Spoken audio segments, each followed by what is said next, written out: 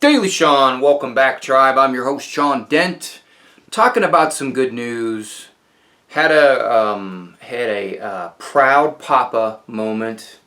No, I'm not an actual papa, or do I have children?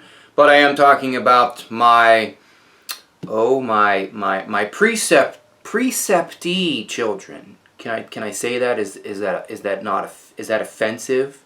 It doesn't matter. You're gonna offend somebody. Can I say children? I'm gonna go ahead with it.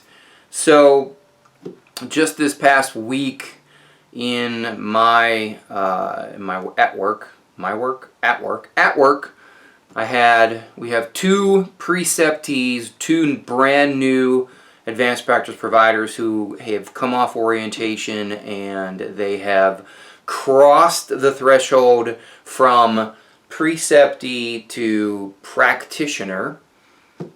It's literally the same process if you remember, or if you're currently experiencing the transition from orientation to actually being that person and doing that job. Scary and nerve-wracking, to say the least. Not only obviously for the brand new orientee who is now doing the job they've been trained to do, but it's also a lot scary for the preceptor, those individuals who have actually walked you through the fire, who are holding your hand, teaching you, and then letting go of the leash and seeing how you do. Literally baptism by fire in most cases. There is only so much one can teach. For orientation, the only way you're going to learn is literally by releasing the hounds and seeing how you do. Do you fall flat on your face? Do you go cry in a corner? Or do you rise to the occasion and figure it out, one painful step at a time, recruiting as much help as possible and utilizing your resources? There's absolutely no way that a educator, a preceptor, can teach an orientee, a preceptee, what are we calling them these days? There's no way that we're going to be able to teach you everything. We give you the basic tools, we hand you the tool belt, and you literally, it's your job to start collecting things within that belt. Give you enough so that you can get out there and start learning and doing the job. No one ever expects you to be able to do it all, know it all, see it all, and be able to function without any assistance. Graduating from orientation is literally the first of 1,000 steps you're about to take. And I can say, as a proud papa moment, that both of our preceptees, because it wasn't just me, wasn't just me alone.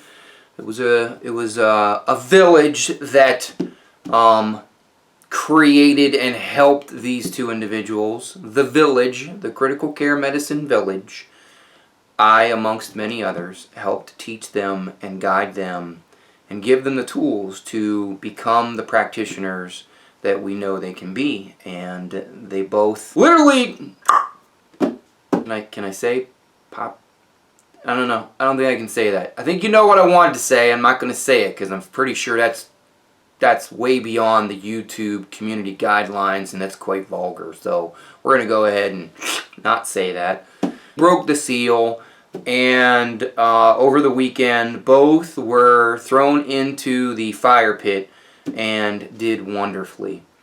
It's a proud moment when you not only witness it yourself in real time during the change of shift when I was leaving, and the orientee, I guess I shouldn't say orientee, the new APP was fielding calls and answering questions and creating plans and doing this, was literally putting out fires one at a time, and I got to witness it firsthand, and it was awesome to watch. And it was, I got a little verklempt, not gonna lie.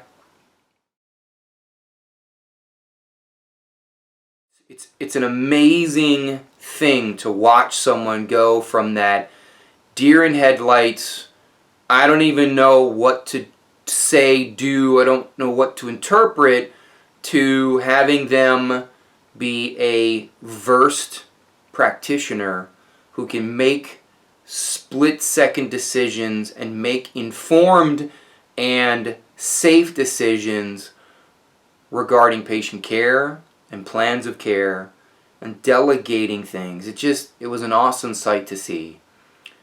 They both have so much to learn. So did we all at that moment in time when I was many, many years ago in a galaxy far, far away. Was the same way. You literally hide your fear out in public, and then when the wave has passed, you can head on over to the bathroom or go into the hall or take a walk outside and cry it out. Yes, I did that too.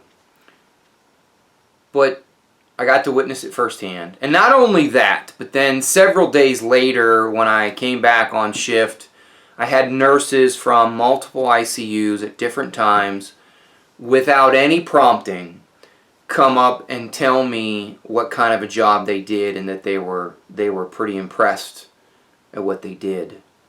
And I'm literally trying to hold back the tears. Did not expect that. Literally trying to hold back.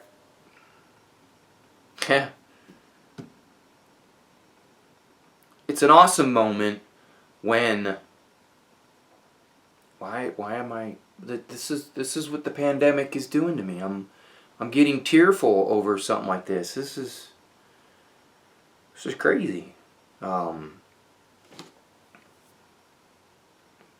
hell?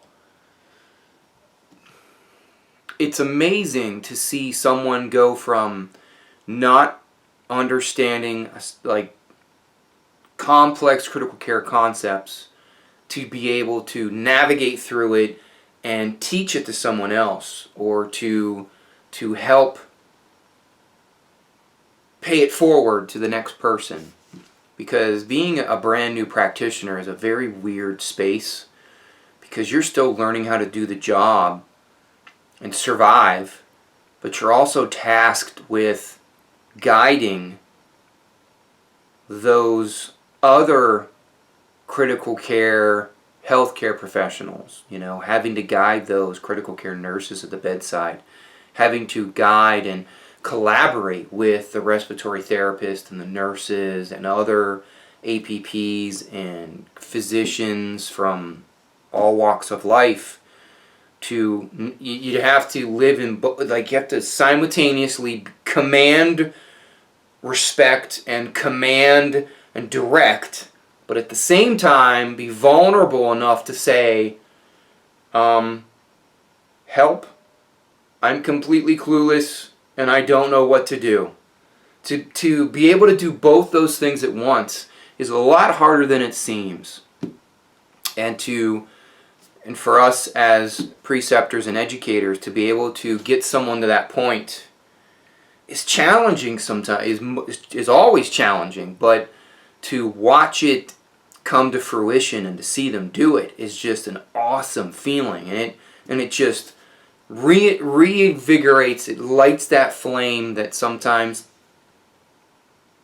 gets extinguished, just fills you up.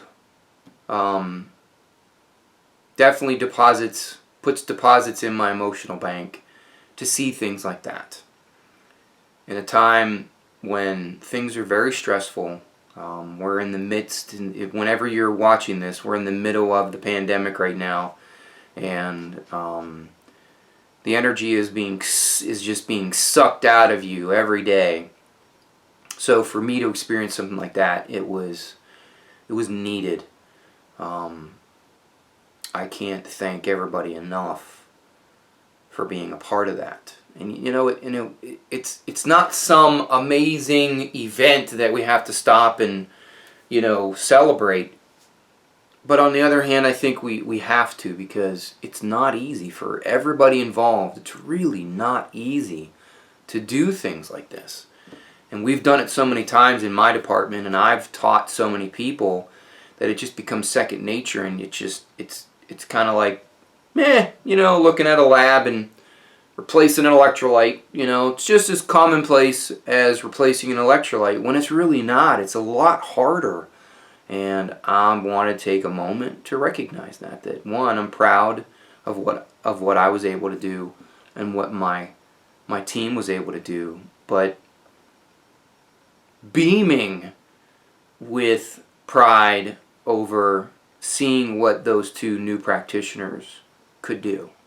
So that's my good news for today. If you have a similar story from either side of the fence, if you were the teacher or if you were the student who's now on their own, I'd love to hear it.